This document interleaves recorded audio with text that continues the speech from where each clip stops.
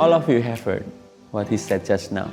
From now on, choose your best place. Chase closeness. So aku encourage kalian semua untuk berlomba-lomba nih di ibadah kita duduk di depan semua.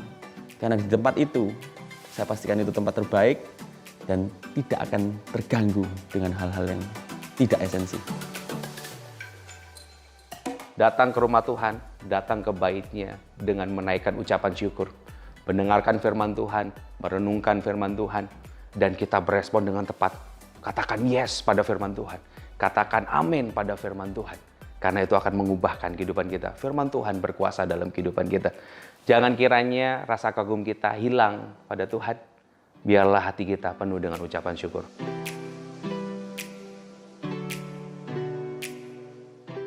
If you don't make your decision, it will never be your home eventually. So trust His best plan through this imperfect family.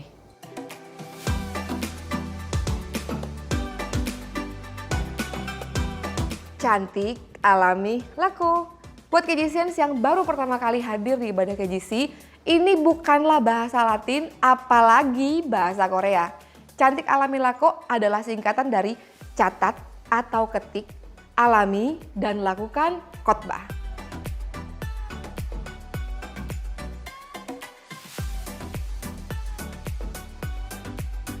Dengan mencatat atau mengetik khotbah berarti kita tidak mau kehilangan hal yang berharga itu. Kita simpan catatannya dan kita bisa baca kembali di rumah supaya benar-benar kita bisa mengalami firman lewat apa yang kita tulis. My home is KGC. From our heart. To yours, We love you, KJCians.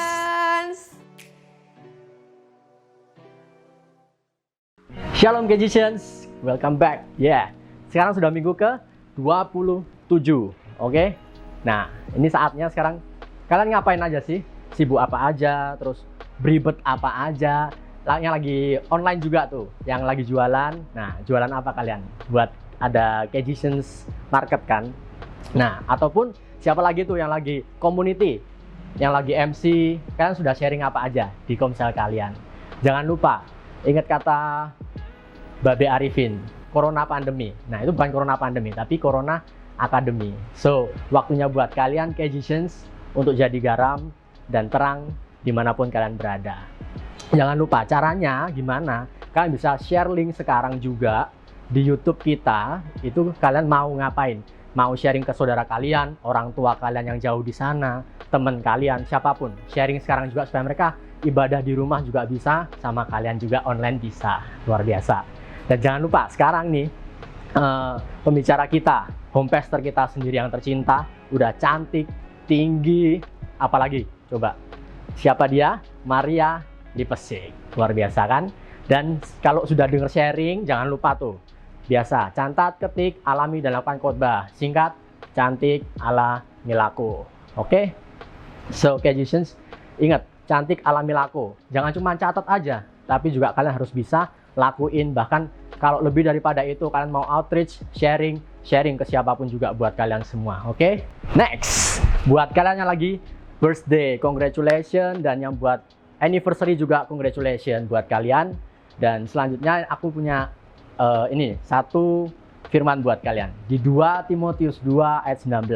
Tetapi dasar yang diletakkan Allah itu teguh dan meterainya ialah Tuhan mengenal siapa kepunyaannya. Kalian dikenal Tuhan. Buat kalian lagi birthday, yang buat lagi anniv dalam sebuah keluarga kalian sekeluarga dikenal siapa oleh Kristus Yesus. Oke? Dan setiap orang yang menyebut nama Tuhan hendaklah meninggalkan kejahatan. So KJCians, buat kalian lagi birthday dan anniversary, kalian tahu siapa dasar kalian tahu siapa sumber kalian. Keep in touch with Him, dan Roh Kudus mengurapi kalian semua. Oke? Let's pray sebelum kita mulai. Terima kasih Bapak, mengucap syukur buat perkenananmu, buat penyertaan-Mu, dan Engkau yang semakin sempurna dalam kehidupan kami Bapak. Biarlah Roh-Mu semakin hari mengurapi kami, semakin hari mendewasakan kami. Bahkan Tuhan, 9 buah Roh-Mu itu selalu berkenan dalam perjalanan kehidupan kami hari keseharinya. Terima kasih Bapak, kami serahkan semua ke dalam tangan-Mu Tuhan Yesus. Dan kami juga berdoa buat mereka yang sedang ulang tahun Bapak, dan yang anniversary Bapak di bulan ini. Di dalam nama Tuhan Yesus Bapak, biarlah kedewasaan keluarga mereka Bapak Engkau semakin bertambah. di dalam hubungan mereka Bapa, di dalam fondasi mereka Bapa, bahwa Engkau menjadi sumber Bapa, karena mereka tahu bahwa mereka adalah kepunyaan-Mu sendiri. Terima kasih Yesus, kami serahkan Tuhan ibadah pada hari ini di dalam nama Tuhan Yesus, yang berucap syukur. Haleluya. Amin. Selamat beribadah Kejicians. God bless. Mari Kejician kita sembah Tuhan kita puji Dia. Dialah Raja kita. Mari bangkit berdiri sama-sama kita puji Tuhan kita.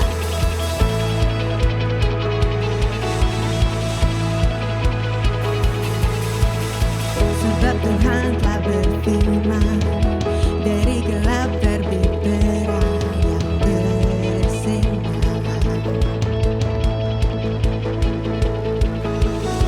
Dia Tuhan yang membuat terangnya bercahaya dalam hatiku.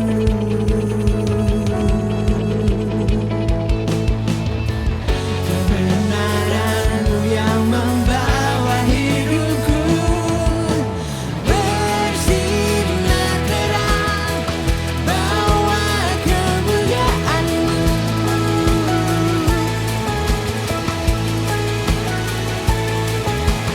Serukan hebat, ajaib perbuatan-Mu. Yesus Tuhan, sebab Tuhan telah berfirman, dari gelap terbit terang yang bersinar.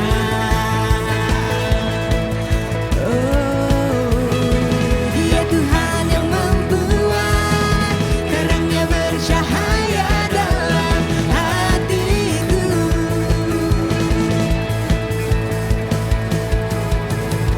Kuasa-Mu yang menjadikan hidupku bersinar terang, bawa kemuliaan-Mu.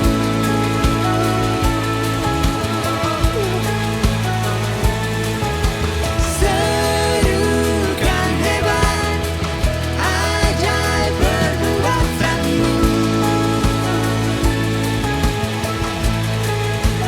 Yesus Tuhan, bersinar terang, bawa kemuliaan-Mu.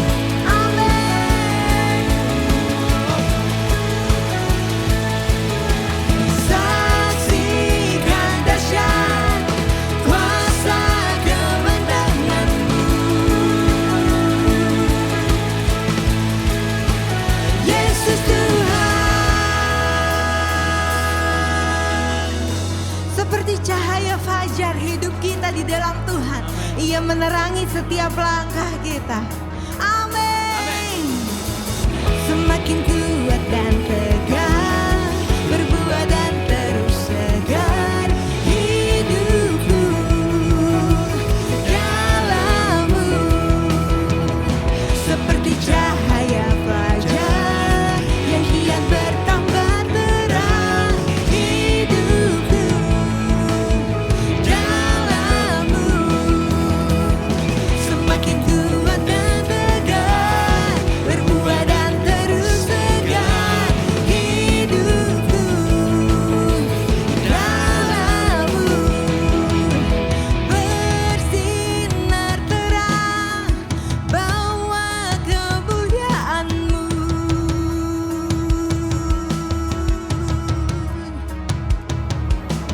Serukan hebat, ajaib perbuatan-Mu. Yesus Tuhan, bersinar terang, bawa kemuliaan-Mu.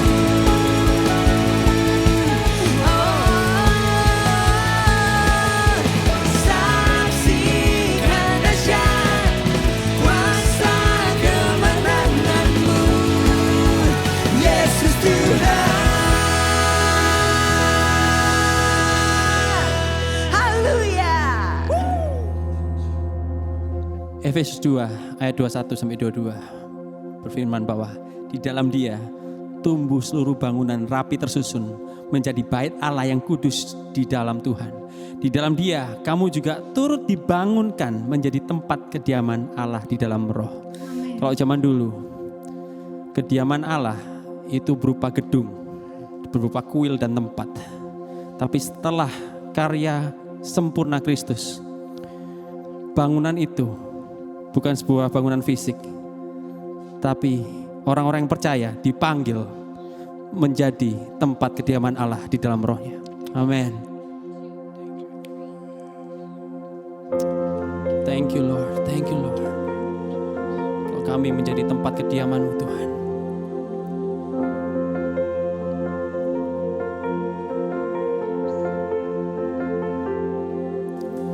You are the righteous God who leaves the throne to set me free. Your glorious divine brings me eternity with your cross. You redeem my soul.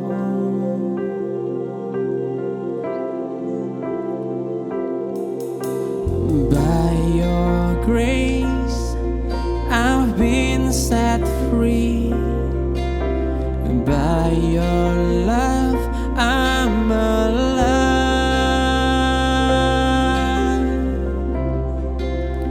I have been crucified with Christ. No longer live for me, but you carry me in your best plan. All of my rights are yours alone. Your glory is my prize. Your cross for me is my prize.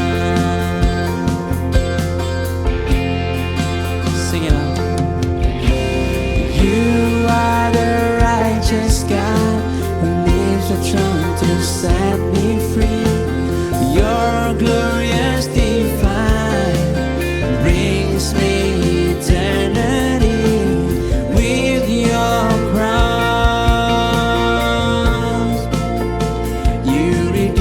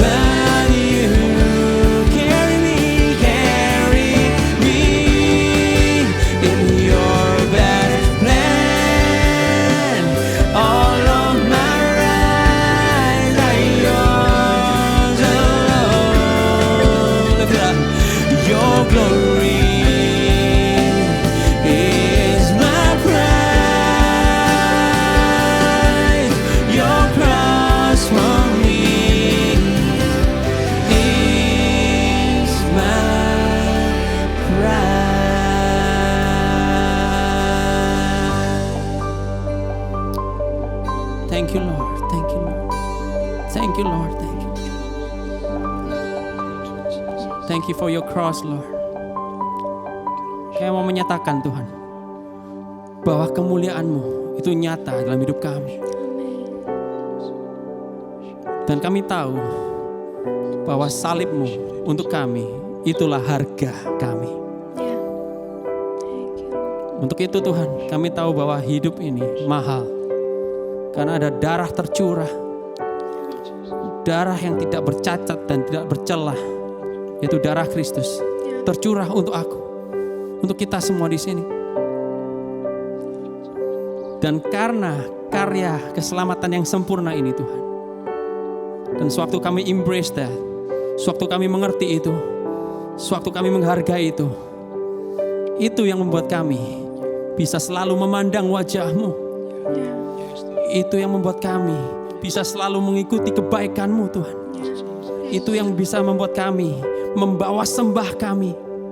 Itu yang membuat kami bisa menyatakan kebesaran-Mu. Itu yang membuat kami bisa mengejar hadirat-Mu terus Tuhan. Selalu ingin, selalu rindu dalam hadirat-Mu. Oh Jesus, pengorbanan-Mu Tuhan sempurna, sempurna. Karya salib-Mu Tuhan menguatkanku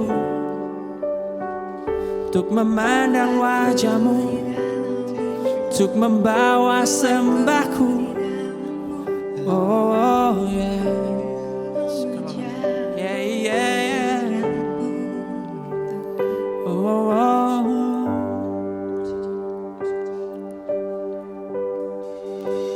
Memandang wajah-Mu, mengikuti kebaikan-Mu, mengejar hadir-Mu di dalam hidupku.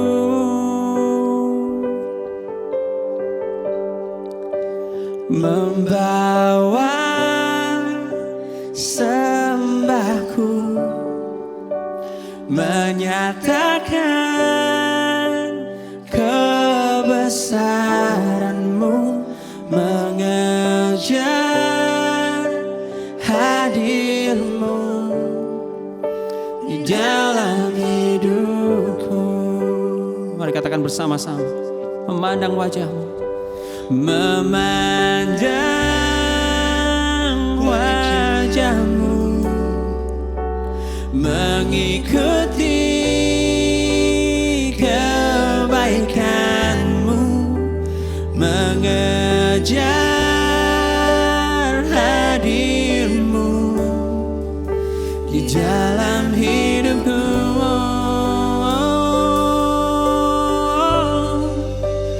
Membawa sembahku, menyatakan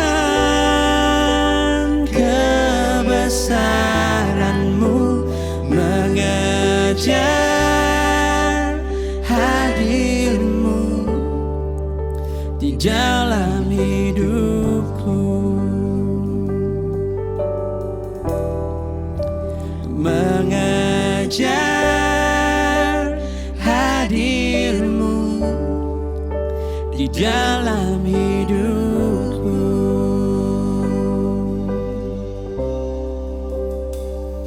Oh yeah.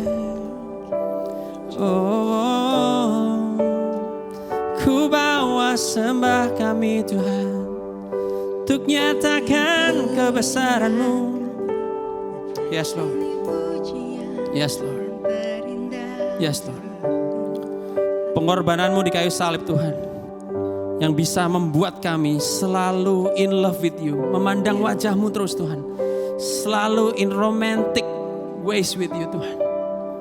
Karena Engkau Allah yang begitu romantis Tuhan.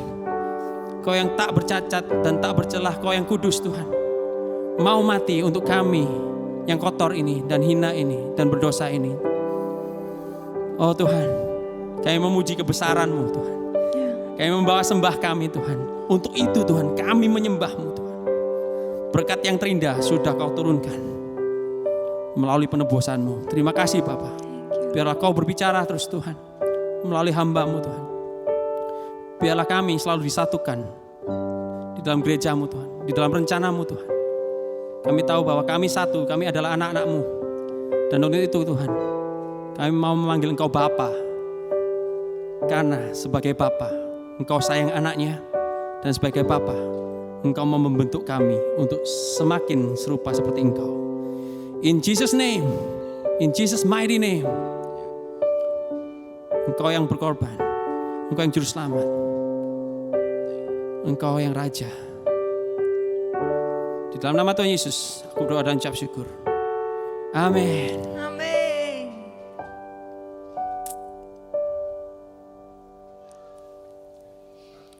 Shalom Kejisians, apa kabarnya hari ini? Semua masih semangat kan ikut ibadah online? Ibadah online maupun ibadah onsite nggak ada bedanya harusnya ya. Semua harus tetap semangat karena hadirat Tuhan itu ada bersama dengan kita. Amin. Kita masih dalam seri pengajaran dari suratnya Paulus di Efesus. Semua masih excited ya untuk kita terus belajar firman Tuhan, belajar kebenaran firman Tuhan. Oke, kita langsung aja masuk ke pembacaan ayat. Efesus 2 ayat 19 sampai 22. Cuma 4 ayat aja hari ini, tapi kita akan tahu kebenaran dan hati Tuhan ya. Oke, kita baca aja. Efesus 2 ayat 19 sampai 22. Demikianlah kamu, saudara dan saya, bukan lagi orang asing dan pendatang, melainkan kawan sewarga dari orang-orang kudus dan anggota-anggota keluarga Allah yang dibangun di atas dasar para rasul dan para nabi dengan Kristus Yesus sebagai batu penjuru. Di dalam Dia tumbuh seluruh bangunan rapi tersusun menjadi bait Allah yang kudus di dalam Tuhan. Di dalam Dia kamu juga turut dibangunkan menjadi tempat kediaman Allah di dalam Roh. Amin. Oke, sebelum kita masuk ke dalam pembahasan yang lebih dalam, kita harus mengerti bahasa yang digunakan Paulus di sini adalah dia memakai kata bait Allah ya. Bait Allah dimention 2 kali. Bait Allah, kenapa bait?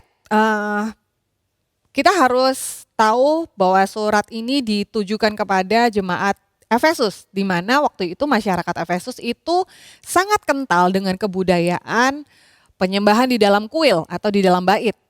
Bahkan Efesus mereka menyembah dewa-dewi ya, di dalam kuilnya mereka ada kuil Artemis, ada ya dewa-dewa lah.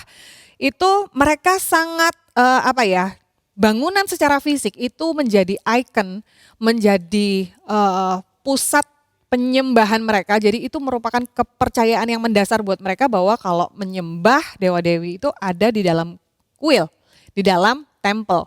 Nah, para Gentiles yang orang non-Yahudi ya, yang sudah percaya kepada Kristus pun, bisa jadi mereka masih memiliki belief system yang seperti ini ya.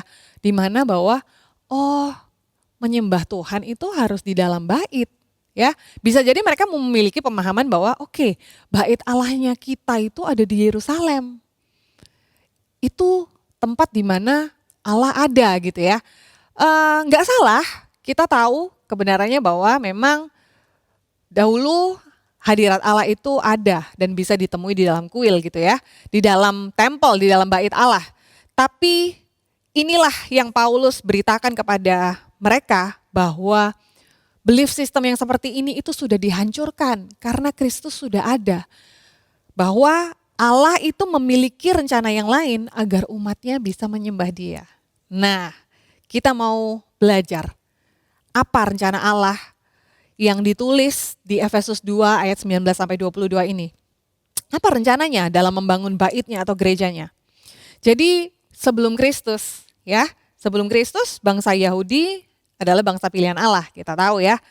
Di mana Ia berkenan kepada bangsa ini, di mana bangsa ini menjadi umat pilihannya Dia.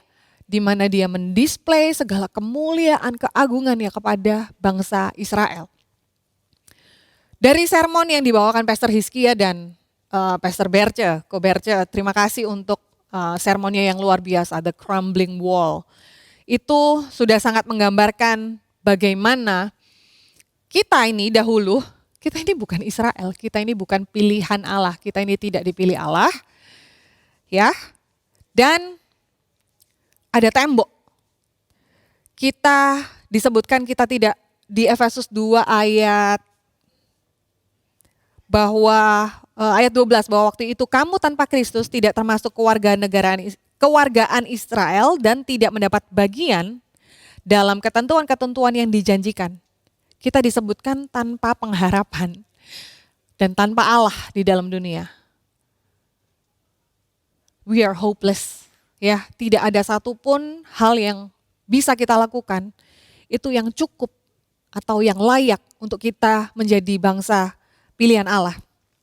But ini yang Pastor Hizkia ngomong. But this is the great news. Tetapi Allah di dalam kehendaknya. Allah di dalam kehendaknya. Jadi inisiatif itu sepenuhnya berasal dari Dia. Dia punya suatu rencana yang berbeda. Yang dulunya ada suatu bangsa yang menjadi pilihannya. Kali ini Dia punya rencana yang berbeda. Yang Dia akan genapi di dalam Kristus. Kitab Efesus menggambarkan dengan sangat jelas bagaimana Allah itu akan membangun umatnya yang adalah baitnya. Kita baca di Efesus 2 ayat 15.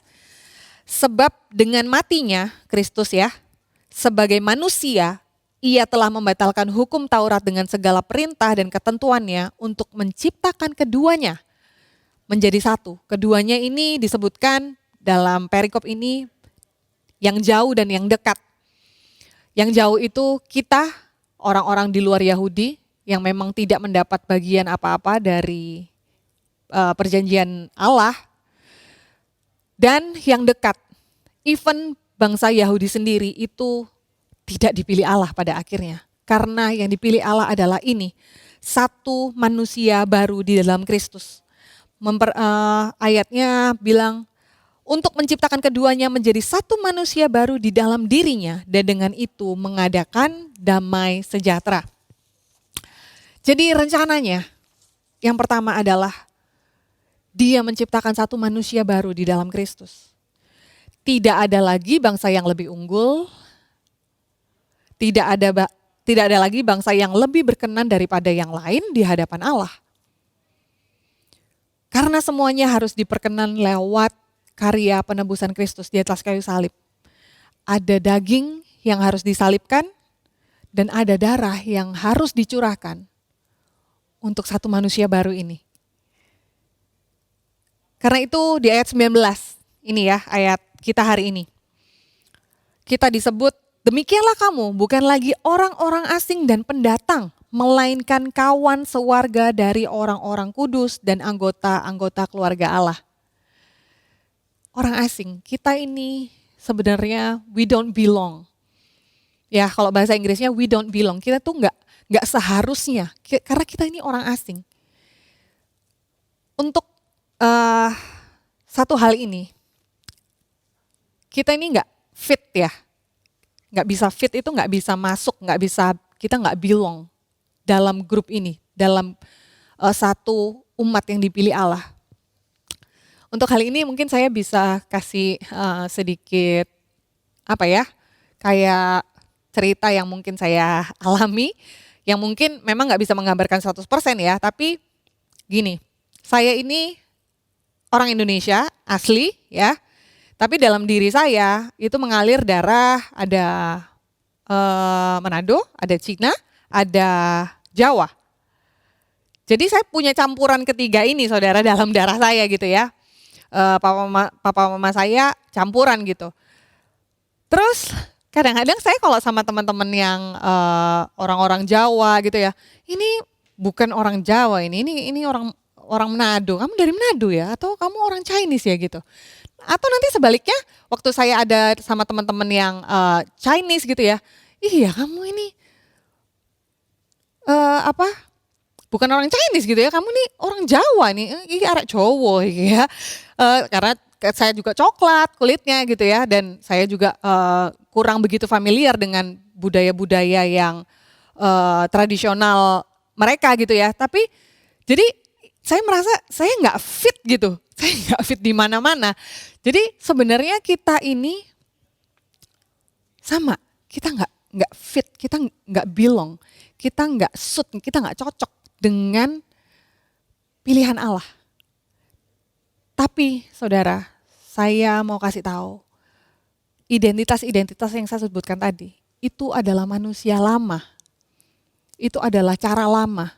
Sedangkan Kristus sudah menciptakan Allah di dalam Kristus Yesus. Menciptakan satu manusia baru di dalam dia. Yaitu yang jauh dan yang dekat sama-sama dipersatukan dengan darah Kristus. Jadi kita yang gak belong ini jadi belong. Kita yang gak fit ini, kita bukan lagi orang asing guys. Kita disebutkan sebagai kawan sewarga dan anggota-anggota keluarga Allah. Paulus memakai metafora gereja adalah sebuah kota dan sebuah keluarga. Kota berbicara di mana ada suatu pemerintahan yang berdaulat atas warganya. Kita sebagai warga, kawan sewarganya Allah. Kita harus mengakui ada kedaulatan Tuhan atas hidup kita. Ada pemerintahannya Allah yang mengontrol, yang punya kedaulatan atas hidup kita. Tetapi bukan hanya itu, tidak hanya berhenti di situ. Kita pun diangkat sebagai anggota-anggota keluarga Allah. Artinya ini bicara soal bagaimana ada Bapa yang memperhatikan kita seperti anak-anaknya sendiri sebagai anggota keluarga Allah. Jadi kehidupan bergereja seharusnya dibangun di atas dasar mempercayai ada raja yang berdaulat, ya, dan juga mengalami kasih seorang Bapa. Di ayat 20 konsep Allah tidak berhenti di situ karena Allah meletakkan dasar yang benar ya. Dibilang di situ yang dibangun di atas dasar para rasul dan para nabi dengan Kristus Yesus sebagai batu penjuru.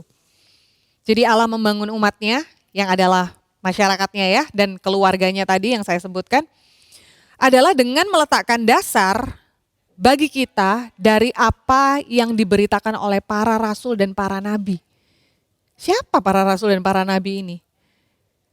Ke-12 murid Yesus masuk ke dalam para rasul. Paulus juga ya. Mereka adalah orang-orang sekelompok yang diutus langsung oleh Tuhan dan menjadi saksi langsung. Menjadi saksi langsung saudara ya.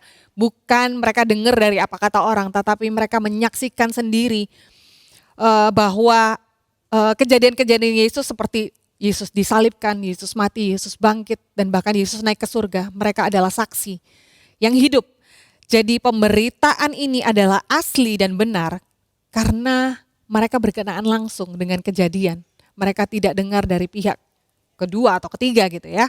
Mereka dapat dipercaya sehingga pemberitaan mereka menjadi fondasi kita untuk kita percaya bahwa Injil yang mereka beritakan itu adalah benar dan itu adalah otentik dari Allah. Dan pemberitaan mereka adalah tentang Kristus. Bagaimana Kristus itu diberikan kepada kita sebagai kepala. Dia dinyatakan sebagai batu penjuru. Ya, batu penjuru kalau dalam suatu bangunan itu kayak di sikunya, penjuru itu corner ya, cornerstone. Kayak di siku-siku gitu, di mana dia merekatkan dinding yang satu dengan dinding yang lain. Itu batu penjuru. Dan fungsinya kurang lebih sama dengan sendi ya, jadi dia mengikat tulang-tulang supaya bisa berfungsi gitu ya. Makanya gereja Tuhan itu dibilang sebagai bait Allah, sebuah bangunan dan tubuh ya, tubuh Kristus. Lalu di ayat 21 kita dibangun ya, ini ya sebagai suatu bangunan, di dalam dia tumbuh seluruh bangunan rapi tersusun menjadi bait Allah yang kudus di dalam Tuhan. Di situ disebutkan ada kata-kata rapi tersusun. Ya, saudara. Untuk menjadi bait Allah yang kudus di dalam Tuhan. Rapi tersusun ini seperti yang tadi saya bilang, butuh cornerstone, butuh batu penjuru, butuh sendi yang mengikat tulang-tulang agar dia berfungsi sebagaimana mestinya. Rapi tersusun itu bukan bicara tentang betapa estetiknya suatu bangunan. Ya, tidak hanya dinilai dengan nilai estetikanya, tapi juga kekokohannya.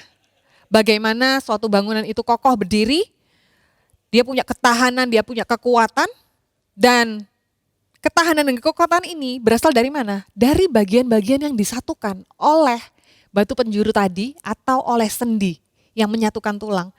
Jadi ketahanannya itu hasil dari kesatuan atau harmoni sebagai suatu bangunan. Rapi tersusun, di mana dia kuat, dia bukan hanya dinilai secara estetiknya, tapi dia kuat karena rapi tersusun, karena semua disusun, semua diikat menjadi satu untuk menjadi bangunan yang kuat. So, harmony and unity, di mana tadi ya, orang yang sangat berbeda-beda, bahkan yang tadinya kita orang asing, kita dijadikan satu. Kita semua harus diikat oleh kasih Kristus, di mana Kristus sebagai batu penjuru kita. Diikat bersama-sama artinya kalau ada bagian yang kurang pas dalam suatu bangunan ya, artinya harus siap dibentuk supaya fit, supaya masuk satu sama lain.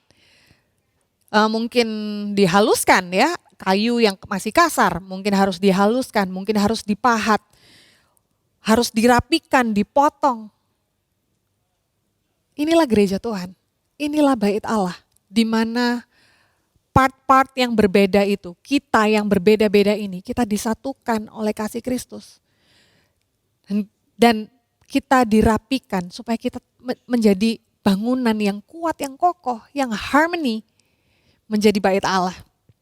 Jadi dalam hal ini ayat besi menajamkan besi, ya, dan manusia menajamkan sesamanya, itu bukan untuk kepentingan kita sendiri. Kamu ditajamkan itu bukan untuk kamu jadi tajam buat orang, tapi kamu ditajamkan seperti yang saya bilang tadi, kita itu dipotong, diasah, dihaluskan, dirapikan, dipotong. Itu untuk purpose-nya Tuhan, untuk menjadi bangunan yang utuh. Ya, jadi bukan untuk kepentingan kita sendiri, saudara, kita ditajamkan itu bukan untuk kita gitu ya, tapi ada purpose-nya Tuhan. Jadi kalau udah tajam, ya jangan jadi tajam sama orang. Karena kamu ditajamkan itu untuk purpose-nya Tuhan. Amin, saudara. Oke. Tapi kalau kita boleh cermati ya, Paulus memakai kata bangunan, tapi dia juga pakai kata-kata, mana tadi ya? Di dalam dia tumbuh seluruh bangunan. Which is aneh juga ya. Bangunan kan gak punya natur untuk tumbuh ya, dia kan benda mati gitu. Tapi seperti yang saya jelaskan di awal, orang percaya di Efesus, baik itu orang Yahudi maupun non-Yahudi, memang memiliki paham bahwa bait Allah ya, bait Tuhan itu tempat kediaman Tuhan, bangunan bait Allah itu kediaman Tuhan. Tapi Paulus mau membawa kabar yang lain. Ada rencana Tuhan yang lain yang memberikan mereka pengertian yang baru. Bahwa bait Allah yang Allah kehendaki itu tidak terbuat dari batu yang mati. Saya lupa di Kolose atau di Petrus ya. Kita itu disebut living stones. While Jesus is the living stone. And we are the living stones. Batu. Ya, sebuah batu, tapi yang bertumbuh, so which means it's a living thing. Hidup dan bertumbuh ke arah Kristus, yang sekarang kita ini telah disebut sebagai keluarga, anggota keluarga Allah. Dan hanya melalui penebusan Kristus saja, hanya melalui darah dan daging di atas kayu salib, hal ini dapat terjadi. Ada umat di mana Allah itu ada di dalam mereka. So, bait Allah bagi Tuhan memang tidak pernah sebagai sebuah bangunan. Iya pernah dulu, tapi ketika Kristus datang, Allah lebih memilih untuk tinggal di dalam kita, di dalam saudara, di dalam saya. Kita secara individual, kita adalah baitnya. Dan secara korporat, bersama saudara-saudara kita yang lain, kita juga adalah baitnya di mana ia mau tinggal. Wow, ini ayat 21. Di dalam dia kamu juga turut dibangunkan menjadi tempat kediaman Allah di dalam roh. Jadi yang pertama, rencana Tuhan adalah untuk gerejanya adalah dia menjadikan manusia baru. Tidak ada lagi bangsa yang lebih berkenan kepada dia. Semuanya harus diperkenan lewat darah yang dicurahkan oleh anaknya. Yang kedua, dia membangun ini untuk menjadi tempat kediamannya. Kita buka di Yesaya 66 ayat 1 sampai 2. Boleh dibuka yang di rumah. Yesaya 66 ayat 1 sampai 2. Beginilah firman Tuhan. Langit adalah tahtaku dan bumi adalah tumpuan kakiku. Rumah apakah yang akan kamu dirikan bagiku dan tempat apakah yang akan menjadi perhentianku? Bukankah tanganku ini yang membuat semuanya ini sehingga semuanya ini terjadi? Demikianlah firman Tuhan. Tetapi kepada orang inilah aku memandang. Kepada orang yang tertindas dan patah semangatnya dan yang gentar kepada firmanku. Wow. Tuhan berkata, aku gak bisa kamu suruh tinggal di dalam bangunan. Aku menciptakan semua ini, aku menciptakan seluruh dunia. Rumah yang seperti apa yang akan kamu bangun untuk aku? Ini nubuatan dari Nabi Yesaya, saudara ya. Di mana zaman dulu orang-orang, nabi-nabi seperti Yesaya ini sudah mendapat inspirasi dari Tuhan, sudah mendapat gambaran dari Tuhan, bahwa nanti di masa yang akan datang, gambaran yang jelas tentang gerejanya yang bukan berupa bangunan, tetapi yang adalah umat, sebuah bangsa. Nabi-nabi Yesaya dan orang-orang di dalam perjanjian lama, mereka nggak rasain. Mereka itu taunya bait Allah ya berupa bangunan. Kalau kamu mau ketemu Allah, kalau kamu mau tanya sama Allah, kalau kamu mau cari hadirat Allah, itu kamu harus ke bait Allah. Di mana banyak sekali protokol, kita ngadepin protokol kesehatan aja sekarang udah ribet gitu ya. Pakai masker aja nggak tahan gitu ya, saya di kantor aja pakai masker juga taruh di dagu. Ini baru protokol kesehatan yang kalau dibandingin dengan protokoler zaman bait Allah zaman dulu, ini nggak ada apa-apanya guys. Dimana ya mereka kalau mau datang ke bait Allah itu banyak aturannya dan nggak bisa semua orang masuk, nggak bisa orang ketemu dengan hadirat Tuhan, nggak bisa. Jadi sebelum Kristus, kita belum tentu ketemu sama hadirat Tuhan, guys. Kita kalau nggak ngerti hal ini, kita sangat bisa meremehkan hadirat Tuhan yang ada bersama kita setiap saat. Mahal harganya. Ini harus ditebus dengan darah. Ini harus ada darah yang tercurah. Bukan karena Tuhan itu tidak baik, tapi karena kita yang gak bisa menolerir kekudusannya Dia. Kekudusan tidak bisa bercampur dengan dosa. So,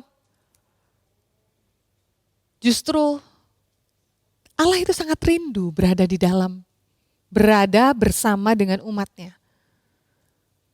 Allah sangat rindu di zaman Israel, dia membuat tabernakel supaya dia tetap bersama umatnya gitu ya. Meskipun ya itu tadi karena kekudusannya dia harus ada protokol yang harus diikuti oleh kita manusia. Tapi ini kerinduannya dia untuk ada bersama umatnya. Satu hal, mungkin saya boleh cerita sedikit. Saya percaya hari Sabtu itu adalah hari yang diakui secara internasional sebagai hari umbah-umbah berjemaat ya. Hari Sabtu adalah hari umbah-umbah bagi saya. At least setidaknya saya pakai hari Sabtu karena libur. Saya pakai untuk bersihin rumah, untuk cuci baju gitu ya. Waktu itu Ya saya seperti biasa cuci baju di belakang rumah, di bagian belakang rumah, ya area cuci baju cuman kecil aja. Waktu itu saya pakai baju rumah of course. Dan ya tau lah ya, baju rumah itu semakin buluk ya semakin berkualitas lah dia gitu ya, semakin nyaman, semakin robek-robek gitu, semakin dipakai gitu kan ya. Dan waktu itu saya lagi ngucek baju nih, lagi ngucek-ngucek. Terus saya tuh lihat ya, area cuci baju di rumah saya itu memang nggak ada atapnya, jadi bisa langsung lihat langit terbuka gitu ya. Waktu saya ngucek tuh saya lihat langit tuh, wah langitnya bagus, clear sky gitu, warna biru kayak nggak ada awannya. Saya diem aja, nggak bayangin apa-apa, tapi tiba-tiba dalam hati saya, Tuhan itu ngomong gini, saya percaya ini Tuhan, karena dia bilang gini, dalam hati saya, Ria, I see you, I can see you. Terus waktu saya, ya sambil masih cuci baju saya, iya ya, saya nggak perlu harus berdandan rapi, saya nggak harus melakukan ini dan itu. Hadirat Tuhan itu ada buat saya, bahkan dia melihat saya. He is the God who sees. El Roi, Allah yang melihat, itu adalah namanya. Hadirat Tuhan yang sama, saya rasakan hadirat yang sama ketika saya beribadah bersama KJCians di dalam gedung. Sama waktu saya cuci baju, saya nggak pakai baju bagus, saya tidak ada di tempat yang bagus, tapi Allah itu rindu kepada saya. Dia bilang, Ria, I can see you, I see you. Wow, hadirat Tuhan sekarang itu bisa kita nikmati dimanapun kita berada. Saudara mengikuti online service ini, saudara menatap layar HP saudara, saudara lihat laptop saudara. Bahkan mungkin saudara cuman mungkin dengerin pakai earphone dan saudara mungkin sambil setir atau saudara harus suapin anak saudara. Hadirat Tuhan itu ada bersama dengan kita. Dulu nggak bisa seperti ini. Sebelum darah itu dicurahkan, nggak ada yang kayak begini ceritanya, nggak ada. So, benar-benar ini tinggal kita yang mau meresponi atau enggak. Karena akan salah besar kalau kita punya mindset bahwa online service itu bukan ibadah yang legit. Salah besar. Karena Allah itu ada. Dia menyebutkan di Matius, 2-3 orang berkumpul di dalam namaku. Aku ada di tengah-tengah mereka. Tapi bukan sekedar kumpul-kumpul ya saudara. 2-3 orang berkumpul di dalam namaku. Dan ketika mereka berdoa sepakat, Bapakku akan melakukannya. Jadi kesepakatan, bukan bangunan. Ketika umatnya bersepakat di dalam nama Tuhan Yesus Kristus, Allah itu hadir, Allah itu nyata. Dia mau menyatakan dirinya, dia mau menyatakan kuasanya. So kalau kita punya misconception ya seperti ini, maybe ada banyak alasan orang salah kaprah dalam mengikuti ibadah. Kadang-kadang ada orang yang takut gak diberkati. Kok aku rasa bersalah ya kalau gak ibadah gitu. Atau ya alasannya agak sedikit rohani nih. Iya, aku mau mencari pesan Tuhan. Aku pengen tahu message-nya Tuhan hari ini apa. Ya, oke, boleh ya. Tapi ketika firman Tuhan yang disampaikan itu kok nggak cocok ya sama keadaanku. Kok aku kayaknya nggak dapat jawaban apa-apa. Kok aku kayak nggak dapat apa-apa gitu. Nggak dapat jawaban atas permasalahan hidupku gitu ya. Mungkin kita seperti kalau kita punya mindset seperti ini, as if bobot kebenaran firman Tuhan itu takarannya cuman apakah kebutuhanku ini dijawab oleh firman Tuhan. Wow, kita salah kaprah. Kalau alasan kita beribadah adalah hal-hal yang seperti ini. Kita gagal mengerti maksud dan tujuan Tuhan. dalam membangun umatnya. Sekarang kita paham, gereja itu bukan bangunan, tetapi masyarakat dan keluarga yang disatukan Allah di dalam nama anaknya, Kristus Yesus. Dan ketika kita in harmony, ketika kita sepakat,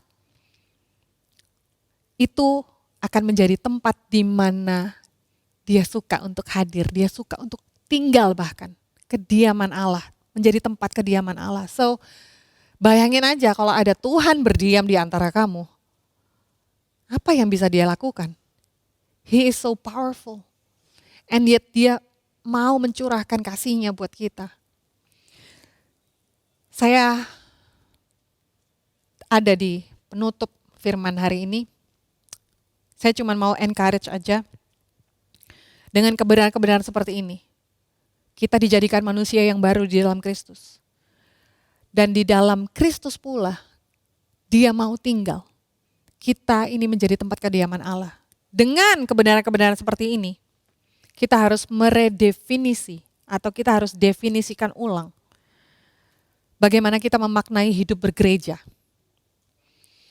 So, untuk saudara-saudara yang saat ini mendengarkan firman ini dan belum menentukan apakah Anda mau bergabung dengan gereja lokal atau tidak, what are you waiting for? Allah menunggu untuk hadir di dalam hidupmu untuk memanifestasikan hidupnya ketika kamu ada bersama dengan umatnya in harmony. Jadi commit yourself to one local church. Kita sekarang sudah bukan lagi orang-orang yang hopeless. Ya, karena kita tahu gereja itu rancangan Tuhan sendiri loh. Gereja itu bukan lembaga buatan manusia. So come on. Kamu bisa DM, bisa, zaman sekarang apa yang gak bisa? Kamu WA tinggal tanya, gimana caranya aku bergabung dengan gereja ini? Do your actions. Ayo lakukan bagianmu. Lakukan bagianmu untuk kamu boleh bergabung dalam satu local church. Lalu untuk saudara-saudara yang saat ini sudah berkomitmen dalam gereja lokal, my fellow citizens, dan kita sama-sama keluarga Allah, jangan berhenti hanya beribadah. Tapi ayo be involved in His calling dan temukan cara untuk melayani gereja Tuhan. Cara melayani, sama-sama temukan cara untuk melayani satu sama lain. Kita punya messianic community di mana kita bisa melayani saudara-saudara kita. Kita bisa saling sharing kehidupan di mana kita berproses bersama Tuhan. Itu kita bisa saling kuatkan, kita bisa saling mengingatkan Tuhan itu baik. Tuhan itu penuh dengan purpose. Jadi nggak mungkin ada satu hal di hidup kita itu yang kebetulan. Itu pasti ada dalam purpose-nya Tuhan.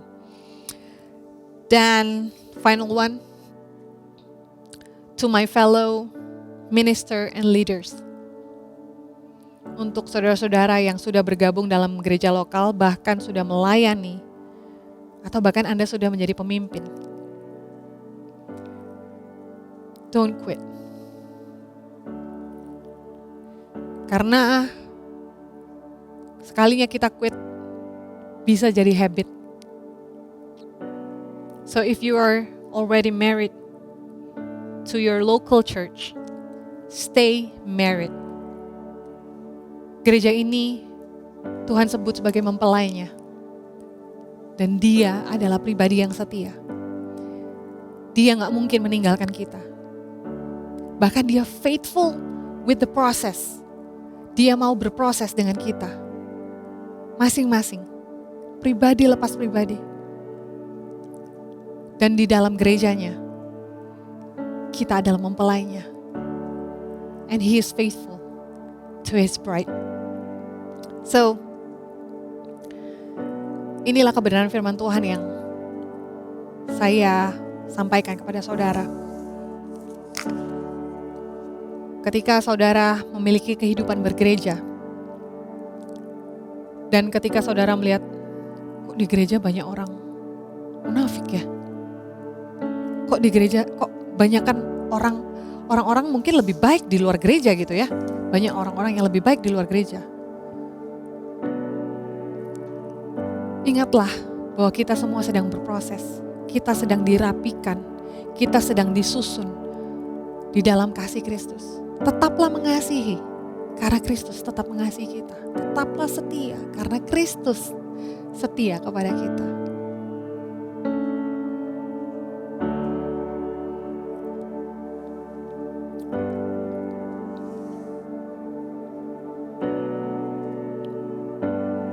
Mari kita renungkan bagaimana pengorbanannya di atas kayu salib menjadikan kita umat pilihan Allah. Christ was born, then the Spirit made them plain. Now this gospel through the wall shall not need, shall not fade. By His blood and in His reign, in His freedom I am free. For the love of Jesus Christ, who has resurrected me.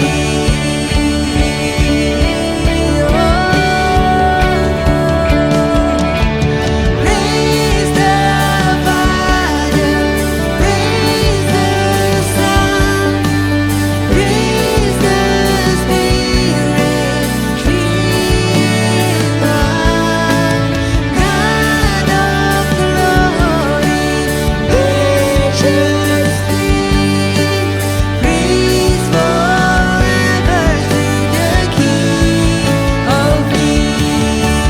Praise the Father, praise the Son, praise the Spirit, three in one. God of glory, majesty, praise forever to the King of Kings. Praise the Father, praise the Son, praise the Spirit, three in one.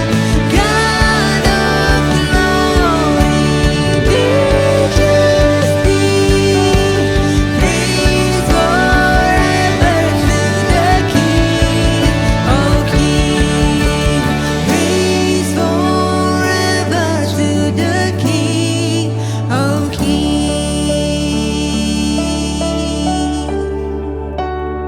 Kami mengucap syukur, Bapa. Kami punya Allah yang berinisiatif untuk datang kepada kami. Kami punya Allah yang rindu untuk bersekutu dengan kami. Bahkan sebelum ada dari semuanya, Engkau sudah merencanakan ini semua. Engkau merencanakan untuk tinggal dalam kami. Kami yang seharusnya nggak layak ini. Kami yang seharusnya tidak bisa mendekati hadirat-Mu.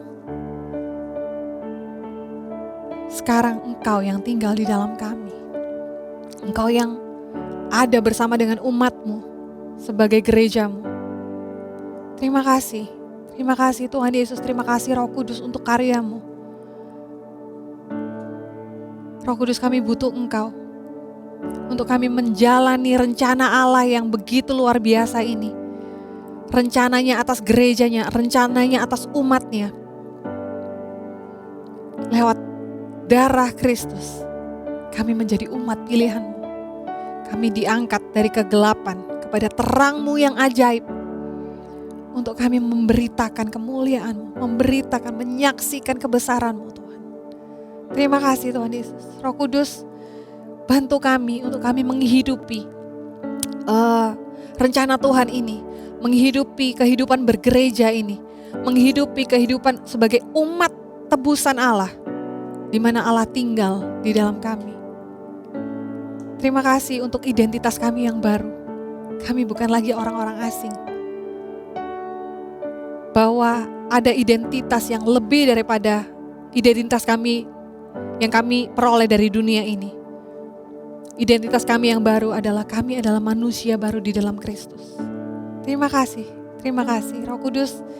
Engkau yang memeteraikan semua kebenaran firman-Mu. Apa yang kami pelajari ini adalah dasar yang benar. Ini adalah pemberitaan dari para rasul dan nabi-Mu. Dan kami percaya bahwa berita ini, berita kabar baik ini adalah benar adanya. Kami boleh mempercayainya. Terima kasih, terima kasih. Kami serahkan ibadah ini, ibadah di mana umat-Mu sepakat, umat-Mu in harmony, meskipun kami di berlainan tempat Tuhan, kami tidak di dalam gedung, tapi kami adalah tempat kediaman-Mu. Terima kasih Tuhan Yesus, kami bersuka cita untuk satu kebenaran baru ini. Kami mau hidup di dalamnya. In the name of Jesus we pray. Amen. Thank you Kejicians for joining us today di online service kita, oke? Dan apa yang sudah kalian tangkap nih dari sharing Kak Ria tadi tentang apapun itu yang kalian terima, sudah cantik alami laku belum? Ada satu message nih yang keren banget dari Kak Ria. Be the church and not just attend the church. Nah, kalian perlu tahu bahwa kita ini gereja Tuhan. Nggak mesti harus offline dulu, kalian harus datang ke gereja. Tapi Tuhan sudah bilang, ingetin dari senior pastor kita bukan di Corona pandemi, tapi Corona Academy. So, kalian perlu tahu bahwa kalian harus jadi garam dan terang bagi dunia ini. Jadi, kalian adalah gereja satu-satunya yang Tuhan punya. Kalian adalah umat pilihan Allah, imamat yang rajani, putra dari kerajaan Allah. Kalian harus tahu itu, oke? Jangan lupa kalau kalian sudah tahu itu, ngerti itu, kalian terima sharing hari ini terberkati, share di KGC Surabaya, di IG kita @KGC Surabaya, oke? Dan next week preacher kita adalah Doni A2, KGC home preacher kita. Thank you KGCians, buat kalian sudah join hari ini. God bless you and see you next week. Bye.